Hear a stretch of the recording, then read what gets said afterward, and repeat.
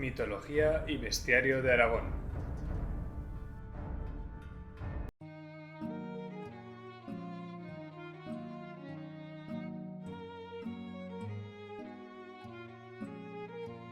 Buenos días, tardes, noches, cuando sea que estés escuchando. Bienvenidos al podcast de Mitología y bestiario de Aragón. Como siempre, soy vuestro anfitrión, L. de Lázaro. Seguimos en la temporada de gigantes. Como no, gigantes de Aragón. Antes de empezar con el episodio, os quiero adelantar que las historias que vamos a contar a continuación son muy épicas. Vamos a ver mitología aragonesa entrelazada con otras mitologías clásicas. Además, vamos a ver personajes únicos aragoneses, lo cual es una pasada. Estoy muy emocionado de compartirlas. De verdad que son alucinantes, 10 de 10. Espero que os gusten tanto como a mí. Vamos a comenzar con lo que se conoce como un friendly reminder, un recordatorio amistoso de toda la vida. Y es que yo personalmente tengo muy mala memoria y me viene bien que de vez en cuando me la refresquen. Cuando hablamos de estos gigantes, los hombres grandizos, nos referimos a sus análogos rocosos. Estos titanes de leyenda son, al fin y al cabo, los grandes montes de Aragón. Sin más dilación, vamos a hablar, por fin, del pico más alto de todo Aragón. Nos referimos, por supuesto, al Aneto. Si alguno tiene buena memoria, entenderá la referencia, ya que mencioné cierta frase en el episodio de introducción de los hombres granizos. Pero bueno, no os preocupéis, que más adelante os lo cuento. Otra vez os estoy dejando con la curiosidad para que tengáis que escuchar el resto del episodio. Si a este paso lo voy a hacer costumbre y todo. Hemos quedado que el punto más elevado de Aragón es el Aneto, con sus 3.404 metros de altura. Vamos a hablar de él, por supuesto, como hombre granizo. Comencemos con una versión muy breve de una de sus leyendas.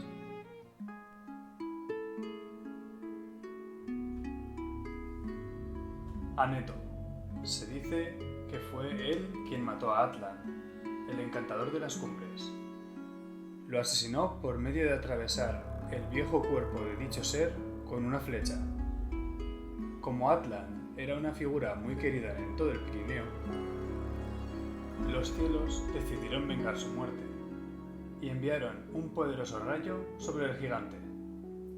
Se trató de una centella tan poderosa que el hombre granizo acabó sepultado.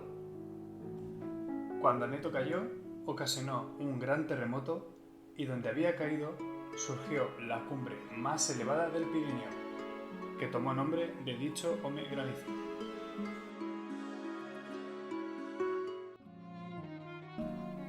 Una leyenda de algo tan grande como es un gigante, el monte más elevado, y es tan breve y resumida. Es increíble que a pesar de ser tan corta tenga tantos detalles. Así que bueno, vamos al grano. Lo primero de todo, nos podemos preguntar quién era Atland. Atland, al parecer, se trataba de un gigante anciano de barba blanca, el cual se dice que era bastante majete. Se le conoce por nombres similares como Asland, con S en vez de con una T, Atlan, sin la D al final, y por supuesto por su apodo, el encantador de las cumbres, el cual es un apodo bastante descriptivo por lo que veremos a continuación. En algunas leyendas se nos dice que la diosa Pirene le encargó a Atlan, el gigante anciano de barba blanca, que construyera un hermoso castillo para que lo pudieran habitar los hombres de la zona. Pirene se lo pidió a Atlan porque él tenía una habilidad única, la de encantar los montes.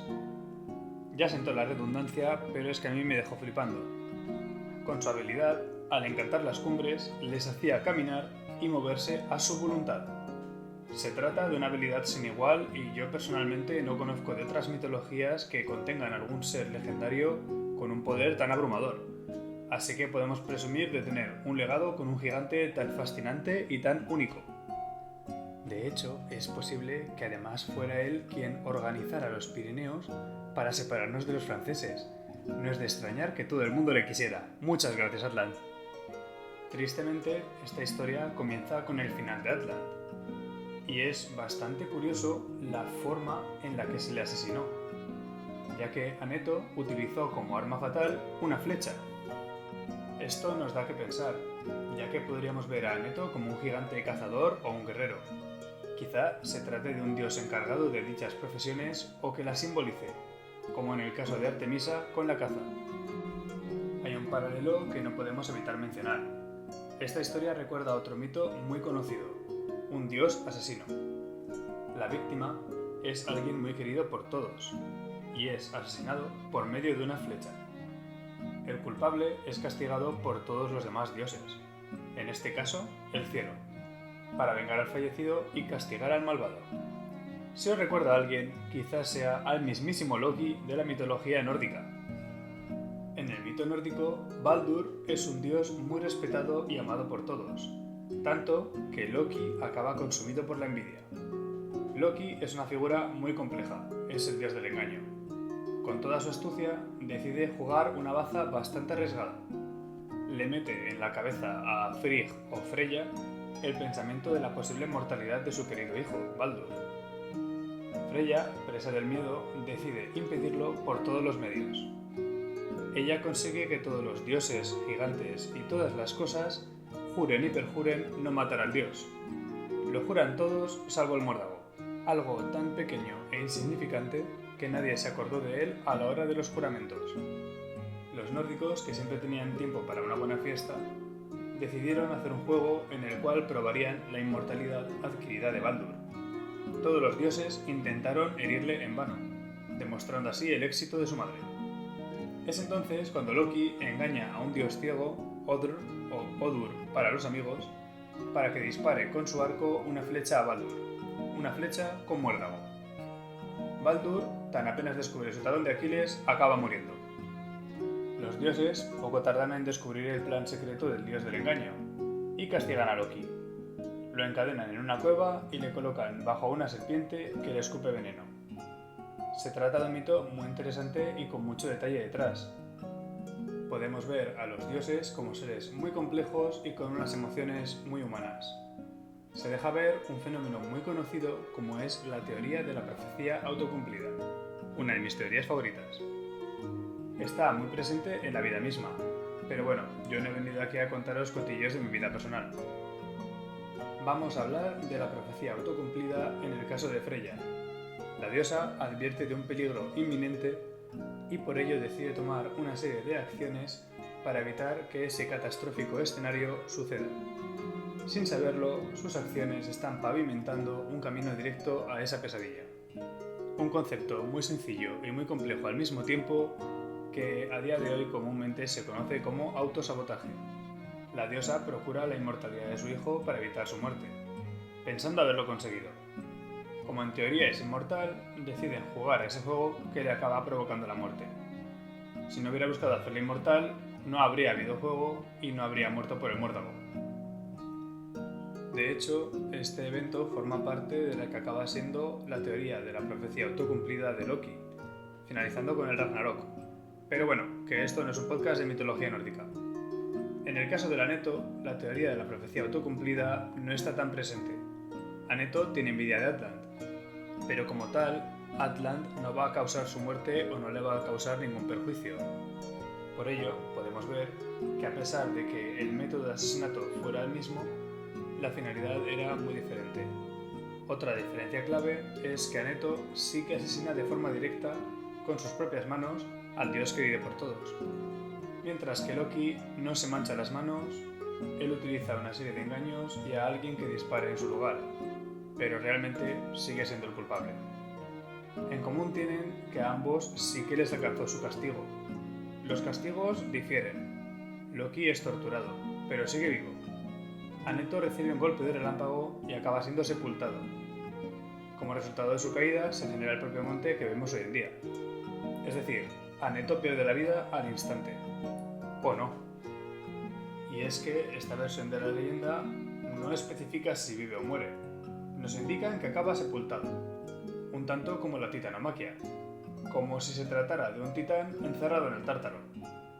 Sabemos el concepto de la mortalidad de un dios es una línea muy fina, y que en algunos casos no sabemos dónde marcar. Podemos verlo como una tortura. Aneto sigue vivo, atrapado bajo una prisión de piedra para toda la eternidad. O bien que sea una muerte instantánea y solo quede el cadáver petrificado. Hay una versión similar del mito en la que queda claro que el final es la muerte del gigante. Se dice que el dolor del rayo fue tal que su corazón se escapó de su cuerpo. Petrificado, podemos ver que el brazo del gigante intenta recoger su corazón huido, siendo así la formación del paso de Mahoma y la cumbre del Aneto. Para seguir describiendo y explicando el paisaje, se dice que la nieve que hay en la cumbre del Aneto son las barbas del bueno de Atlan, como recuerdo de su bondad. Mencionaba tanto la teoría de la profecía autocumplida porque se me hace un tanto abrupto que Aneto, solo por tenerle envidia, decidiera matarle. Me haría más sentido un joven Aneto visitando un oráculo aragonés que le dijera que en cuanto se cruzase con un hombre simpático de barbas blancas, su vida llegaría a su fin. En ese caso, el Aneto estaría actuando en defensa propia o algo así. Pero seguramente me estén lanzando un triple y al fin y al cabo es buscarle una inteligencia y un sentido a un gigante que era más conocido por su carácter, brutalidad y egoísmo. Como habéis podido comprobar ya, me gusta mucho encontrar el sentido a las acciones de la gente. Por lo cual hemos hecho un poco más de investigación para encontrar algo que pueda explicar todo esto. Como todo buen villano, Aneto tiene una backstory, una historia de origen, un trasfondo. Hay otros mitos que dicen que los dioses del Olimpo estaban en guerra con los gigantes aragoneses. Por algún motivo, los gigantes querían alcanzar la morada divina griega, y para ello empezaron a amontonar montañas para poder alcanzarles, con la cual tenemos otra historia de origen del Pirineo. Los dioses vencieron, con la ayuda de Hércules, quien debió de jugar un gran papel. Los pocos gigantes que pudieron sobrevivir se dice que se escondieron en las montañas de los Pirineos, siendo Aneto uno de los pocos que quedaron. Con esta historia nos podemos hacer una idea de que a Aneto no le caían muy bien los dioses griegos. Pero, ¿todo esto qué tiene que ver con Atlan? Atlan era amigo de Pirene. Pirene tenía una historia con Hércules. En cierta forma, el amigo de mi enemigo es mi enemigo, supongo. Es posible que por ese motivo, o por el rencor que aún le quedaba debido a la guerra, decidiera atacar a los dioses griegos de forma indirecta, matando a uno de sus aliados. Por supuesto, no podemos quedarnos sin analizar otro aspecto muy importante: cómo castigan los dioses a Aneto. Le lanzan un rayo. ¡Un rayo! Con la historia anterior de Hércules y los dioses del Olimpo, es probable que fueran los propios dioses griegos, el mismo Zeus. Por otro lado, me pregunto, ¿qué dioses serán conocidos por lanzar fuertes rayos por el Pirineo? Yo, desde aquí, formulo una teoría. Fue Balectus, nuestro dios del rayo aragonés, fue él el encargado de castigar a Aneto. Guardad la frase LD Lázaro, abril de 2026. De este carro no me bajáis. Nunca mejor dicho, del carro de Balectus no me moverán. Tras tantas teorías y desvaríos, vamos con otra leyenda completamente diferente de la anterior. Es uno de los cuentos sobre el pico techo del Pirineo. Uno de ellos que hay muchas variantes. Dice lo siguiente. El Aneto, en tiempos remotísimos, era un gigantón que se engullía a todo pastor y transeúnte que osase pasar cerca de él, siempre agazapado entre las montañas. Con ser el más grande, nunca lo vemos, desde ningún sitio. Lo presentimos, pero siempre tenemos delante otro pico que nos lo oculta. Un día acertó a pasar por allí un pastor. Iba de camino, sin aspecto de tener miedo a nada. Sediento por la calorina del verano, se acercó al gigante, a pedirle agua. Él, poco propenso a hacer favores desde su orgullo altivo, se la negó. El pastor lo castigó y lo convirtió en lo que es hoy, en el pico Aneto. La leyenda añade que el pastor era Dios.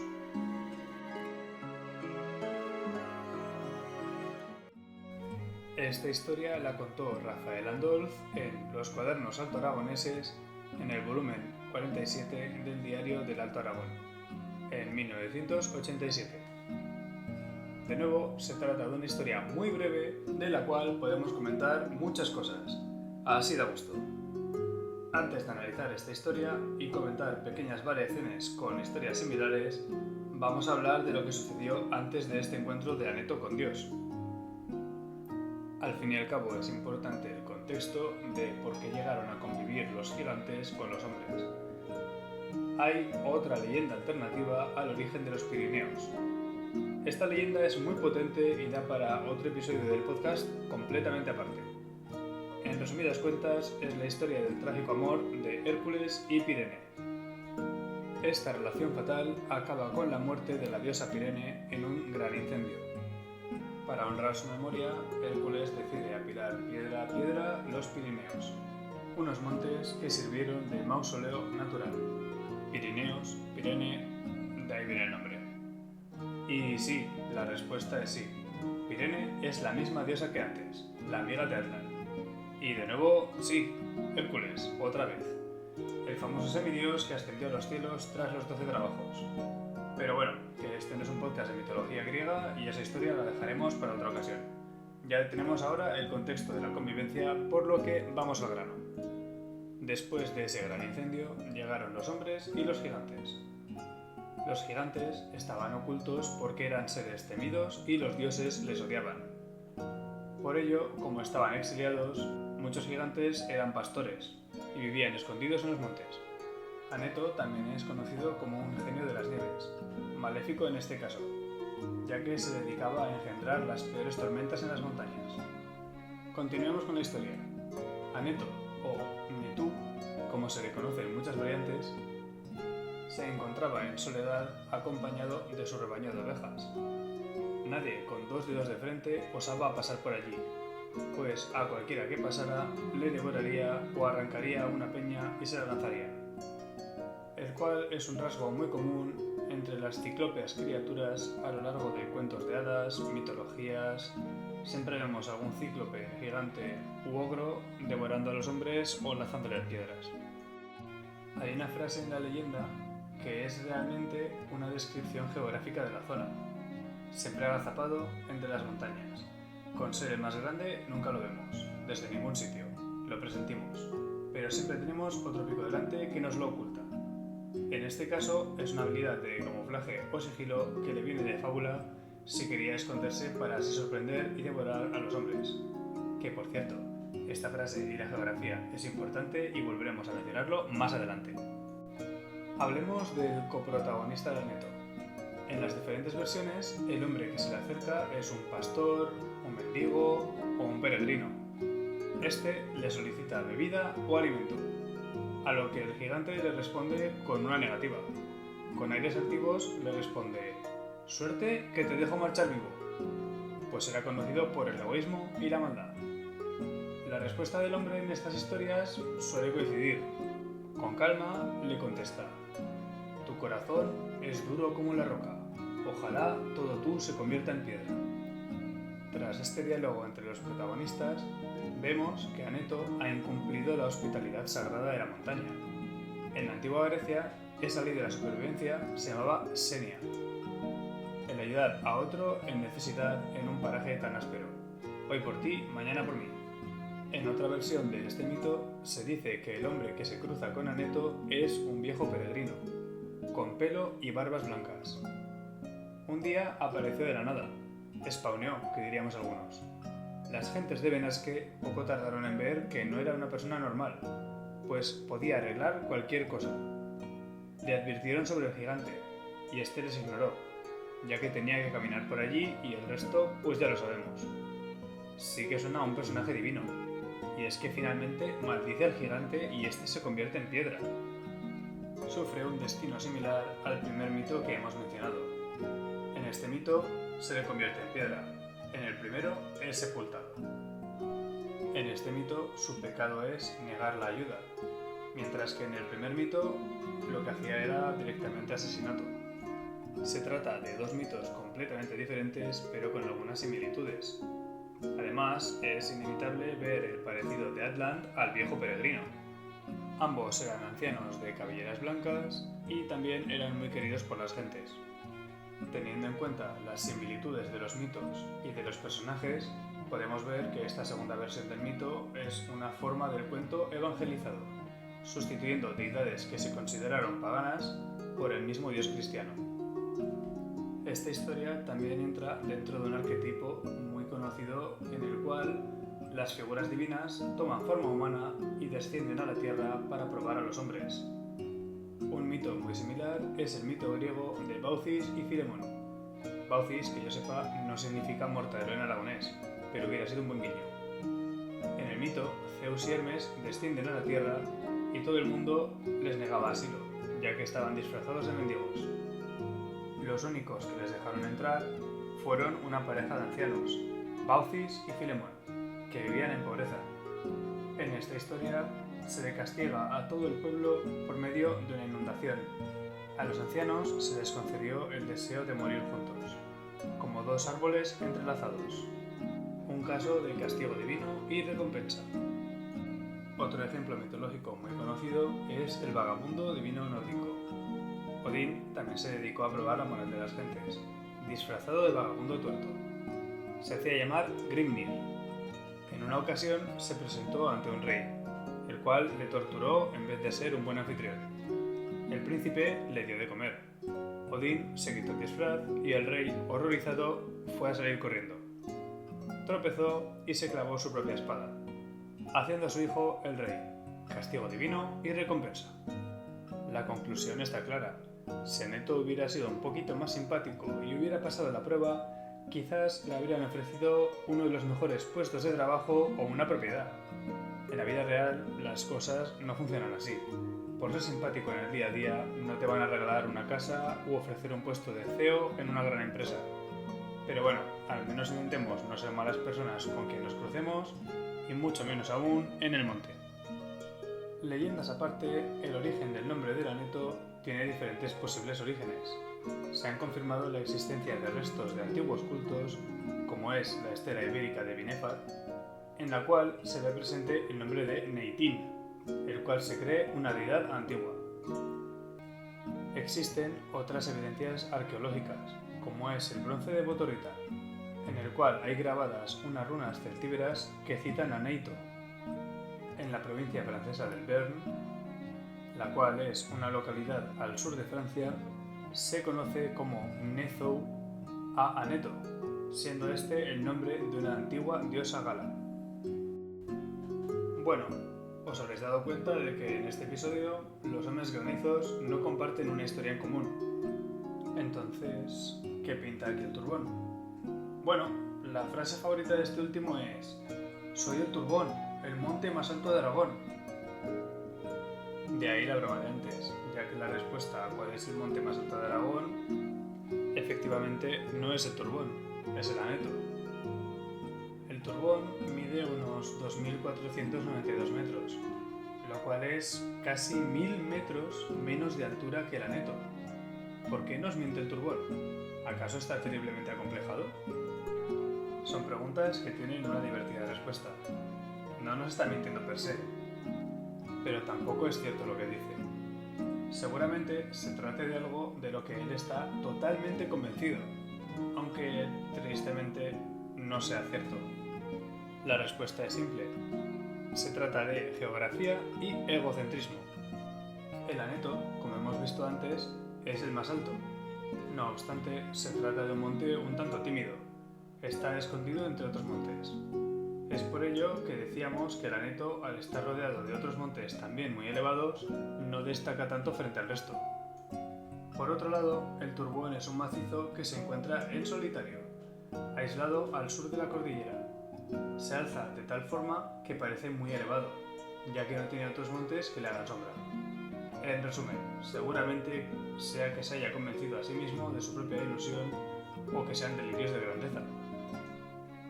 Al fin y al cabo, el que más grita es aquel que más tiene por demostrar. Es como un perro chihuahua. Pero bueno, mejor hablemos de él, que está feo hablar de la gente sin conocerla y en este podcast no vamos a ser así. Así que vamos con un par de leyendas sobre el Turbón. Tiene unas cuantas leyendas y todas son bastante diferentes entre sí. Respecto a su aspecto físico, sabemos por una de las leyendas, escrita por Jesús Casaus, un folclorista zaragozano, que se trata de un gigante cubierto de pelo. Es un ser que posee una fuerza extraordinaria y se dice que frecuentaba la zona del Monte del Turbón, concretamente en la zona de Bardashi. Y ahora que sabemos qué apariencia tiene y dónde vive, vamos a hablar de su vida, lo cual es un tanto siniestro. Pero bueno, vamos con la primera de sus leyendas. En una ocasión, reunidas las gentes de aldeas circundantes en la zona llamada Fuentes de San Pedro, donde siempre celebraban sus consejos, el hombre granizo se vio molestado por las voces que proferían los habitantes y que le impedían dormitar al sol, como siempre hacía.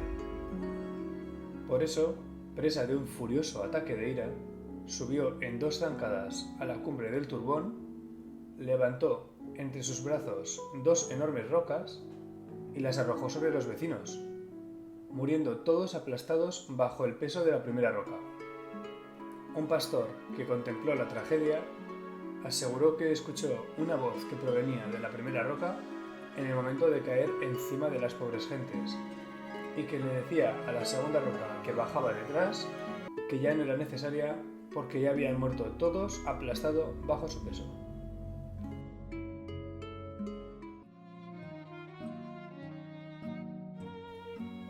Esta historia nos la trae de nuevo Rafael Andolz en los Cuadernos Altoaragoneses, el número 124 en el año 1989.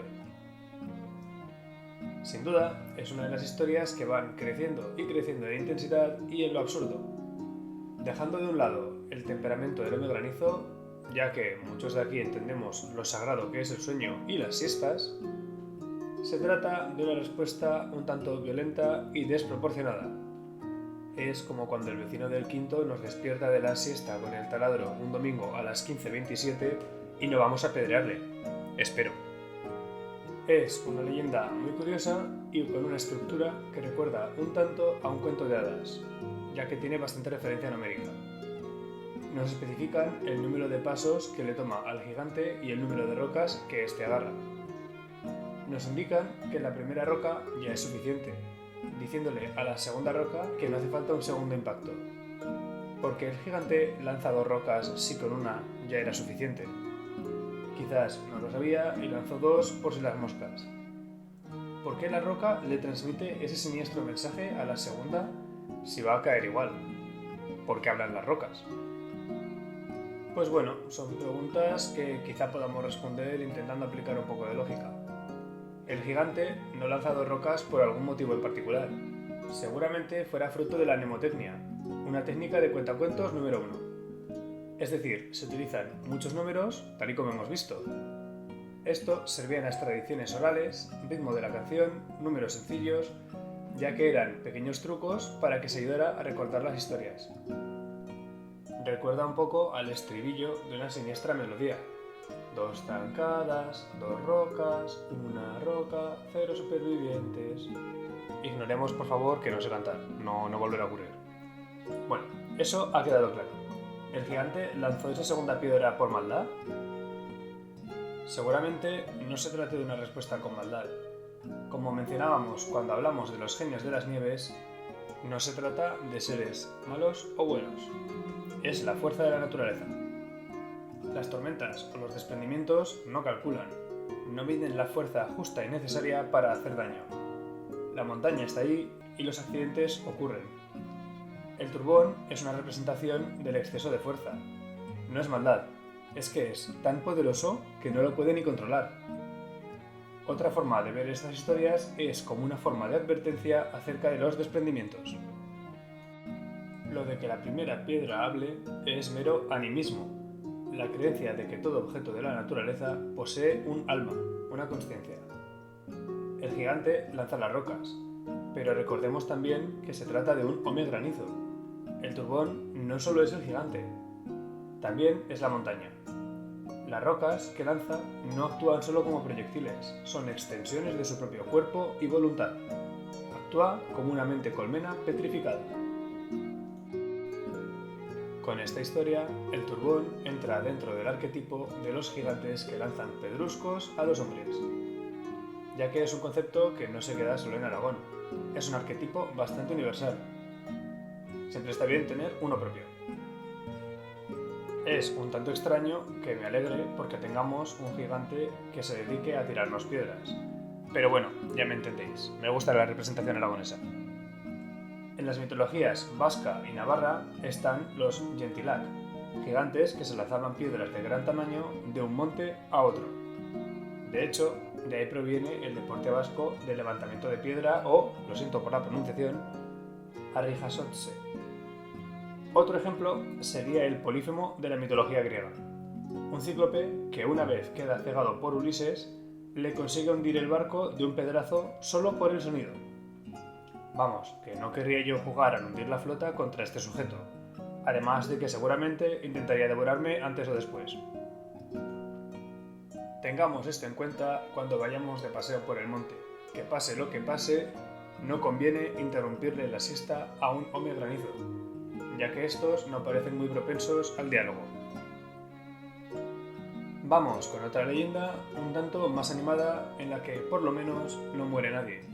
Una historia completamente diferente de la anterior que dice lo siguiente.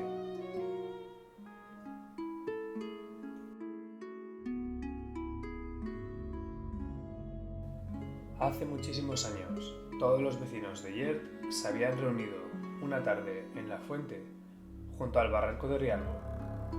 El motivo era, nada menos, que repartirse un montón de oro.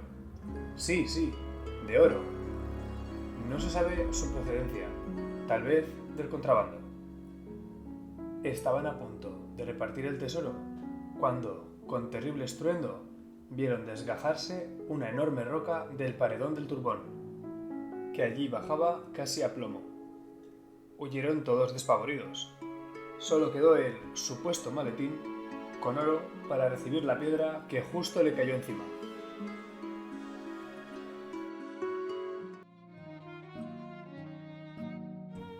Vemos de nuevo una historia en la que en las inmediaciones del Turbón se juntan los vecinos.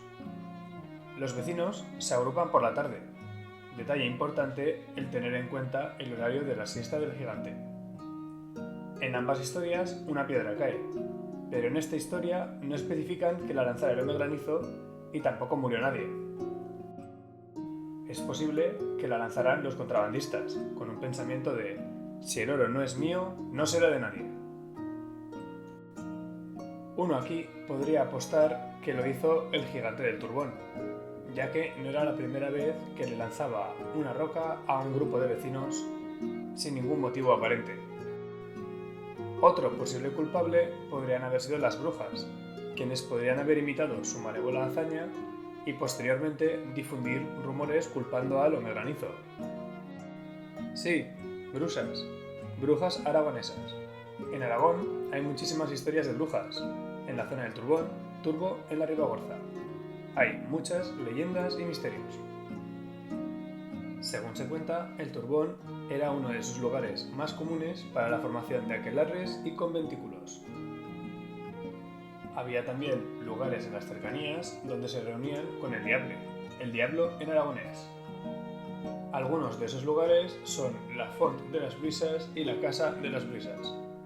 Cuentan las leyendas que en el Forat de Pedreña las brujas daban 3 golpes con ramitas de boj y se elevaban a surcar los cielos. Cerca de allí también se encuentra el Forat de las Brisas, lugar que hicieron su morada. Yo no sé vosotros, pero a mí me dan muchas ganas de buscarlo en páginas como Booking o Airbnb a ver si consigo hospedarme en alguno de estos hogares tan místicos, aunque da un poquito de mal rollo, la verdad. Estas brujas del Turbón tienen asociados muchos rumores. Uno de ellos es el testimonio de un pastor de Torre la Ribera. El pastor afirmó haberlas escuchado en medio de una tormenta, en la cual, al parecer, las brujas dirigían los rayos a placer. «Aquí no, pégale a aquella casa». Sigamos con más criaturas de leyenda que rondaron el Turbón, ya que este no se relacionó mucho con otros hombres granizos, pero sí que convivió con otros seres mágicos. El turbón, siendo tan antiguo, se dice que fue utilizado como una fragua mitológica, una fábrica en la que se generaban todas las chispas y rayos de todas las tormentas, tal y como nos indica Alberto Serrano de Lader en su Guía Mágica de la provincia de Huesca. También había duendes, y es que a este paso no nos tiene que sorprender. Más bien tendremos que preguntarnos qué seres legendarios no están en este lugar. Duendes, que me voy del tema. A estos diminutos seres se les atribuyen ruidos, músicas y sucesos extraños. Un hombre comentó su historia. Un día, camino a Torre la Ribera, aparecieron unas luces que le guiaron todo el camino. Si en alguna ocasión el hombre iba a alcanzar la luz, esta desaparecía y aparecía de nuevo detrás de él. Duendes luminosos que nos guían por el camino. Suena muy interesante y ya entraremos más en detalle cuando hablemos de los duendes. Si había duendes brillantes, ¿por qué no iba a haber un oso legendario? También en las inmediaciones del Turbón está la Cova del Onso. Se trata de una cueva que está cerca de Serrate donde habitó el oso del Turbón. Los onsos son los osos, oso en aragonés. Los osos han sido una figura mítica que reinaba en muchas historias de nuestra tierra, así que también hablaremos de ellos en un futuro. Otros seres comunes que se pueden encontrar por estas zonas son las lavanderas feéricas, seres míticos relacionados con las hadas que se dedican a anunciar presagios de muerte o mala fortuna. De hecho, se dice que los pastores, al guiar al ganado por estas laderas, las cravas silbaban y brincaban. Reacciones de animales alterados al estar cerca de presencias maléficas y misteriosas. Lo cual veo normal con tanto ser mitológico cerca de la zona del Turbón. Y bueno, Aragón en general, que es que parece que estamos jugando a Pokémon. Y que tenemos que tener cuidado allí por donde vamos y con la hierba alta. Entre las brujas, los duendes, los osos, las hadas, este podcast parece que va a tener contenido para rato, así que poneos cómodos. Conociendo la presencia de las brujas en la zona, hay quienes dudan de quién fue el culpable de lanzar la roca encima del oro. En la leyenda que hemos mencionado, donde se iban a repartir el oro los vecinos de Yert. Algunos dicen que fue el Turbón, otros apuestan por las brujas. Hay otras teorías del origen de este tesoro fantástico, y es que se dice que fue depositado por un antiguo dragón. Otra criatura legendaria más a añadir a este escenario. Al final nos vamos a quedar sin espacio. Otra teoría apuesta a que el tesoro lo depositaron los moros. No los moros haciendo referencia a los árabes, sino al vocablo aragonés que significa mítico, mágico o legendario.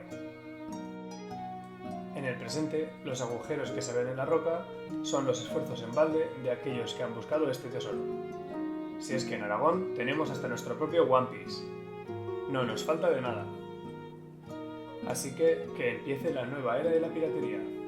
O de la piratería minera. Pero no vayamos a excavar la roca, que seguramente será ilegal, además de muy peligroso. Con tantos sospechosos, no sabremos quién es el autor real de sepultar dicho tesoro.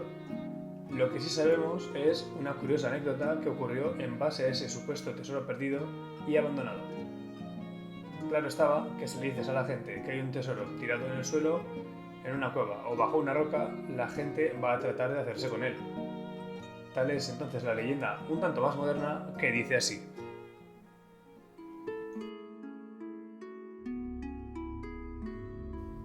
Hace unas décadas, por los lares de estas historias, un tal Pedro Esterún se la creyó, a no ser de que la inventara él mismo. Había un convecino suyo, de la casa Comsala, de las casas más ricas del pueblo, bastante ingenuo y no menos ambicioso. El de Pedro le convenció para que minara la piedra en busca del maletín, con lo que los dos se hacían ricos, él por poner la idea y el otro la mano de obra. Días y días, a golpe de pico, fue Comsala dejando la piedra tal y como la vemos ahora. Solo vivía con el deseo de enriquecerse, tanto que su buen amigo le tenía que facilitar hasta las provisiones, que cuidadosamente apuntaban en un cuaderno. Si el minero desfallecía, el otro le seguía animando y endeudando. Es más, En caso de que no apareciera el tesoro allí, tenía que estar en cualquiera de las otras 2 piedras cercanas que se desgajaron del turbón. Estaban muy adelantados los infructuosos trabajos cuando Pedro le hizo escriturar a Consola sus bienes porque la deuda seguía aumentando. Y había que hacer una hipoteca que se saldaría en cuanto apareciese el oro.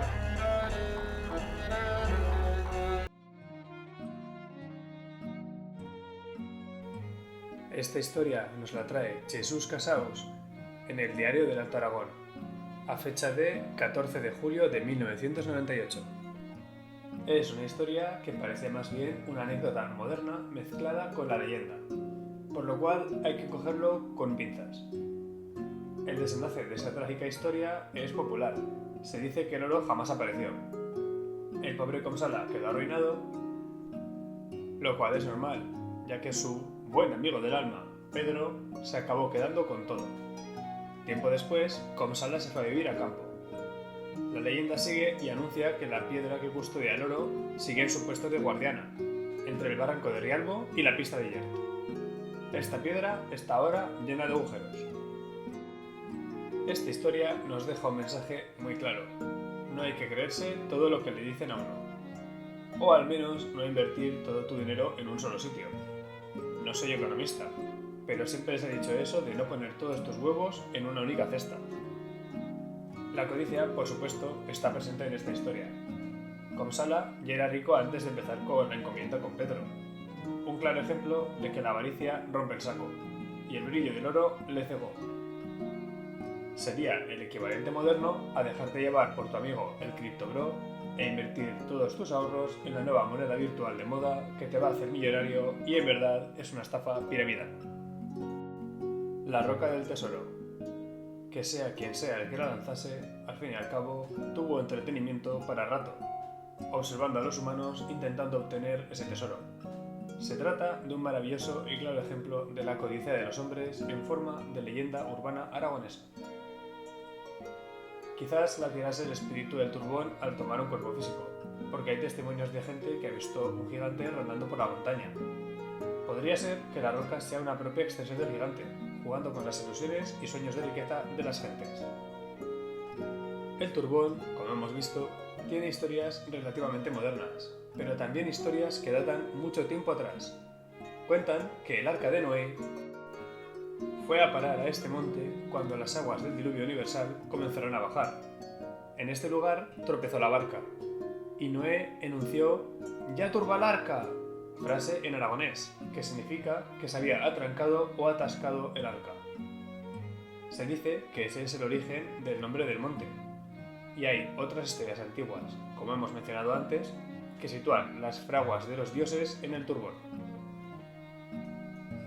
En esa historia, donde se relaciona a nuestro querido Home Granizo con el Antiguo Testamento, es un claro ejemplo de falsa etimología o etimología popular.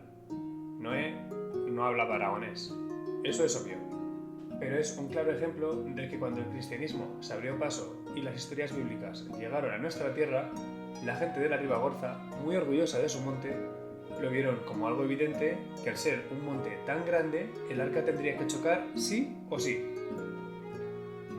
Se trata de un intento precioso de conectar los grandes mitos universales con la geografía local. El turbón es tan grande que tuvo que aparecer en la Biblia con total certeza. Con historias así, normal que la gente tenga tan subido el ego de nuestro querido gigante aragonés.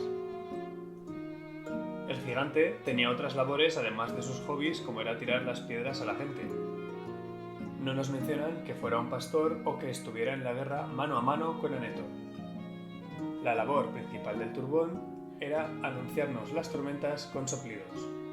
Este gigante se dedica a bufar, bufidos tales que son vendavales de gélidos vientos, como forma de chivatazo a las gentes de que la fragua de tormentas está comenzando. Como diríamos ahora, se vienen cositas. De hecho, ese es el origen de la expresión «Cuando la boira cubre el turbón, habrá tormenta en todo Aragón». Esta información de los vientos gélidos la detalla bastante Joan Rosell en su libro Leyendas del Aragón Demonio, historias de brujas, sierpes, gigantes, diables, hadas, encantarias y otros grandes misterios. Un libro que a mí me está encantando. Al ver a este hombre granizo y sus historias, podemos ver que es increíble.